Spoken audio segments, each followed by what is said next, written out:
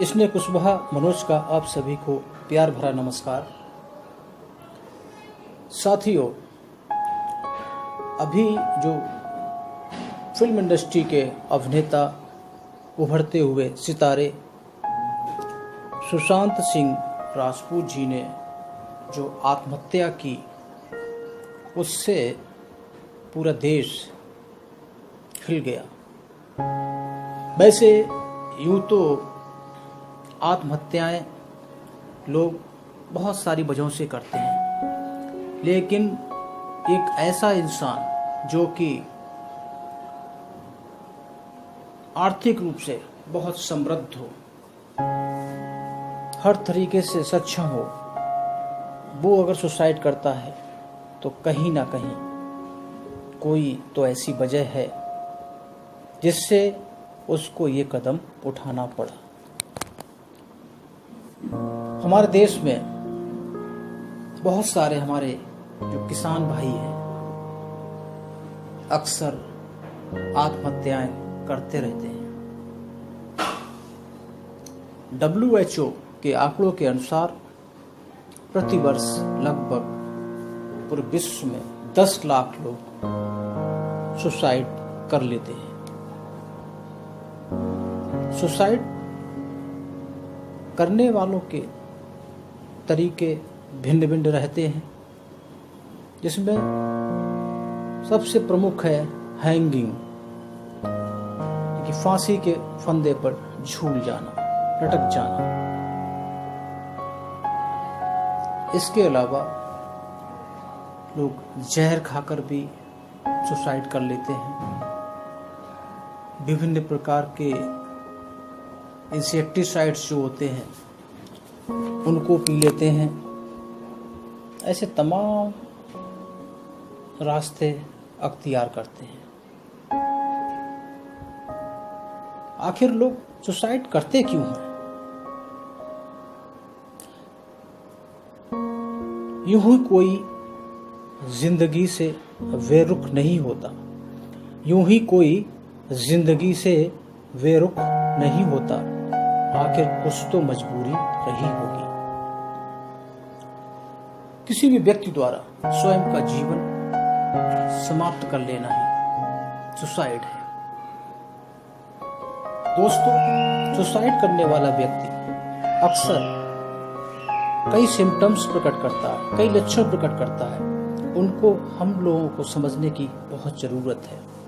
ऐसा व्यक्ति excessive tiredness, बहुत थका हुआ महसूस करता है, पुअर स्लीप, उसको नींद बहुत कम आती है और बात बात पर इरिटेट हो जाता है, अपने ध्यान को केंद्रित नहीं कर पाता है, लगातार उदासी, निराशा में डूबा रहता है, नेगेटिव थॉट्स उसको चारों ओर से घेरे रहते हैं, वो एकांत की ओर भागता है, लोगों से दूर भागने की कोशिश करता है। यही ऐसे सिम्टम्स हैं क्योंकि एक जो व्यक्ति सुसाइड करने की ओर भविष्य में अग्रसर होने वाला है, वो ये लक्षणों को प्रदर्शित करता है। बड़े आश्चर्य की बात है, 10 में से 9 व्यक्ति पहले समाज को आगाह करते हैं कि मैं सुसाइड करने वाला हूं। वो हेल्प के लिए चिल्लाते हैं, लोगों से बात करते हैं, लेकिन लोग उनकी बातों को सीरियस नहीं लेते हैं। सोचते हैं कि ये तो ऐसे ही कह रहा होगा, लेकिन जब वो ऐसा कदम उठा लेता है, डिप्रेस्ड होकर ऐसा कदम उठा लेता है, तब उसके परिवार वाले, हमारा समाज, राष्ट्र बहुत कुछ खो चुका होता है। आखिर कौन से ऐसे कारण हैं जिससे व्यक्ति सुसाइड कर लेता है? ये सामाजिक परिस्थितियां भी हो सकती हैं। किसी प्रियजन की मौत का उसे बहुत दुख हो सकता है।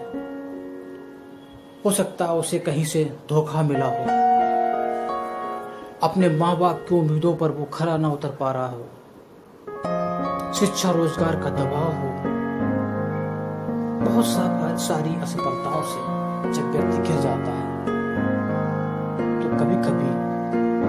डिप्रेस्ड होकर ऐसे कदम उठा लेता है।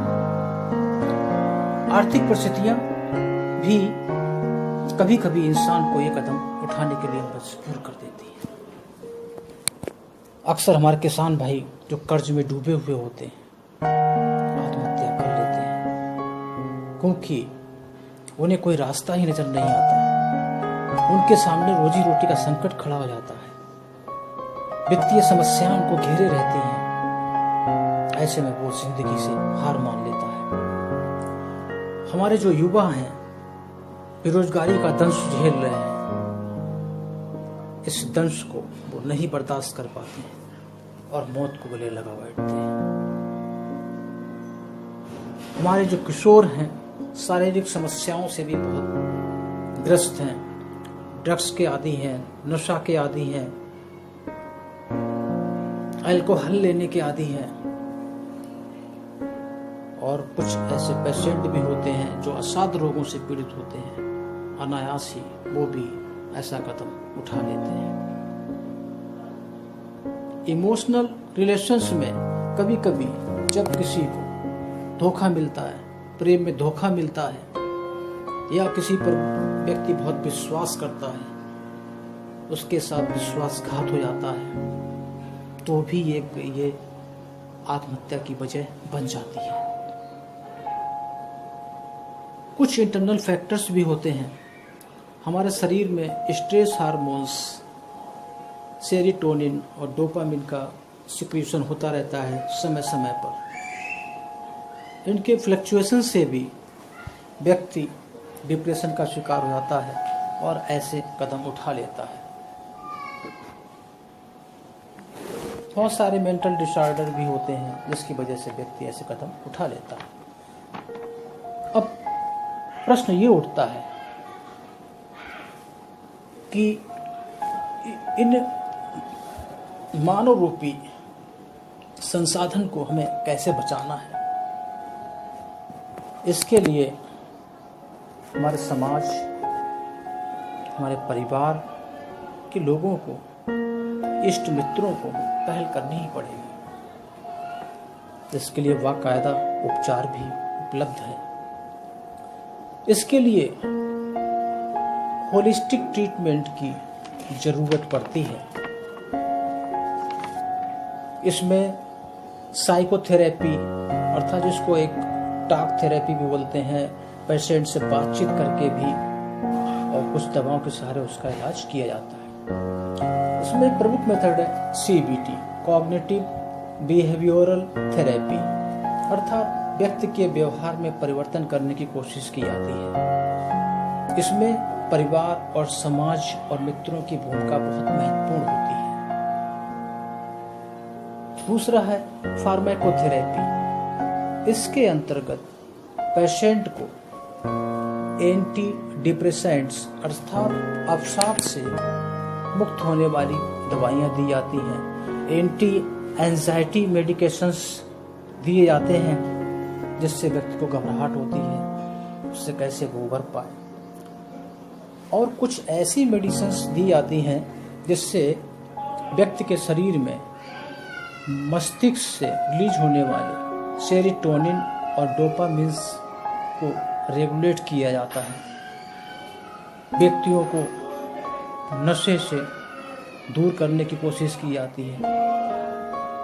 पेशेंट को रेगुलर व्यायाम के विषय में जानकारी दी जाती है, उससे योगा करवाया जाता है और 6 से 8 घंटे की नींद लेने के लिए उससे बोला जाता है। और सबसे बड़ी बात है, उससे बड़ों के साथ अधिक समय व्यतीत करने के लिए कहा जाता है। और जीवन में सकारात्मकता का शामिल होना बहुत ज़रूरी है, क्योंकि आत्महत्या करने वाले लोग हमारे अपनों में से ही कोई हो सकता है। इसलिए ये हम सबकी जिम्मेदारी है कि उनका मनोबल बढ़ाते रहें, तभी इस समस्या से हम निजात पा सकते हैं। याद रखिए, ख्वाब टूटे हैं मगर हौसले जिंदा हैं। ख्वाब टूटे हैं मगर हौसले जिंदा हैं। हम वो हैं जहाँ मुश्किलें भी शर्मिंदा हैं। हम वो हैं जहाँ मुश्किलें भी शर्मिंदा हैं। हर रोज गिरकर भी मुकम्मल खड़े हैं, हर रोज गिरकर भी मुकम्मल खड़े हैं। ऐ जिंदगी देख मेरे हौसले तुझसे भी बड़े हैं, मेरे हौसले तुझसे भी बड़े हैं। साथियों, इन शब्दों के साथ मेरी गुजारिश है कि अगर आपको कोई भी व्यक्ति अवसादग्रस्त दिखाई दे तो हर स्थिति में उसको उपेक्षित न करके उसके विचारों को प्रमुखता से सुने और पूरी तरह से सहयोग करने का कष्ट करें, ताकि कोई जान जो जाने वाली है, अपने परिवार से बिछड़ने वाली है, वो सलामत रह सके। जय हिंद, जय भारत।